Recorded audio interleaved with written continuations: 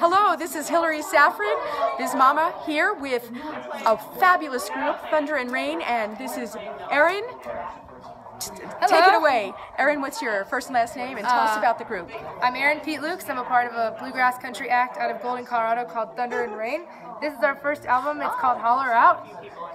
And we're a four-piece band, upright bass, guitar, mandolin, fiddle.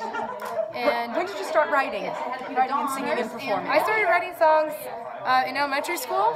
I would take the melody of Britney Spears songs and write different lyrics to them. Oh, wow. And then I picked up the guitar. One of my good friends started playing the guitar in middle school, so I copied her and started taking lessons, and then the writing and the guitar came together, and I wrote one of my first songs within the very few weeks of starting to play. So that is awesome. I've always had an urge.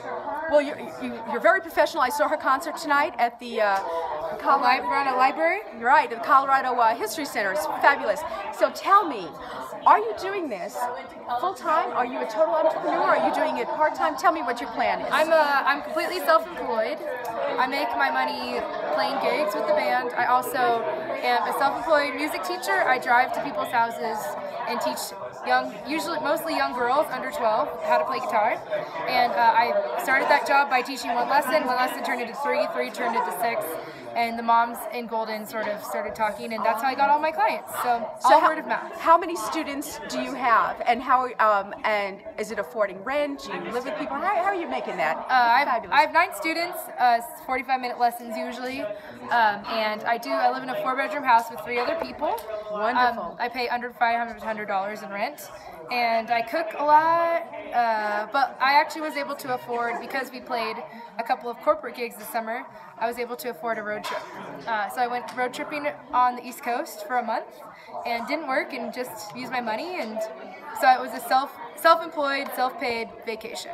Are you planning to do an LLC, an entity? How are you planning to structure your... The band is under an LLC.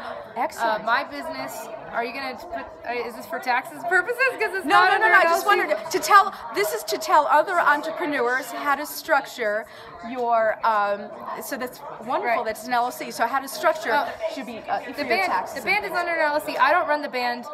Pete does, the mandolin player. He's more business savvy, but so my business is very loose. But my parents, they all seem. I tell them my situation. You know, like I'm like 2 parents of a student. I was like a pair of parents of a student I have. They were there tonight. They know that I'm in a band. They know that I'm making money on the side to support my band. So it's a pretty like easygoing business. Like if I have to not teach a lesson for a show, they're really cool about like, you know, rescheduling and vice versa. Like if something comes up for them, families are crazy busy, then I'm willing to reschedule. And because of that, I don't make it too official. I think if I were going to make it my full career, I'd definitely make it into an LLC, but I have to do this first. Right. And then I would maybe get more serious about it. But for now, as long as I have some students, yeah, and I'm getting some checks, then I'm pretty much good to go. What's your goal for your band? What is the ultimate goal? Red Rocks. Oh, Red Rocks Amphitheater. Mm-hmm. Very viable goal. How do you apply to be an opener for someone until you become a headliner at Red Rocks? You have to have really good songs, and people have to really like you. So it's just about getting out there. And then they say it's a break, but I think it's a series of small breaks. And then eventually you're booked at Red Rocks, and it's not that weird. It's basically pretty much par for the course. So, what would you tell aspiring entrepreneurs who want to write songs, be in bands, and all that? What would you say to someone who would love to do that for a living?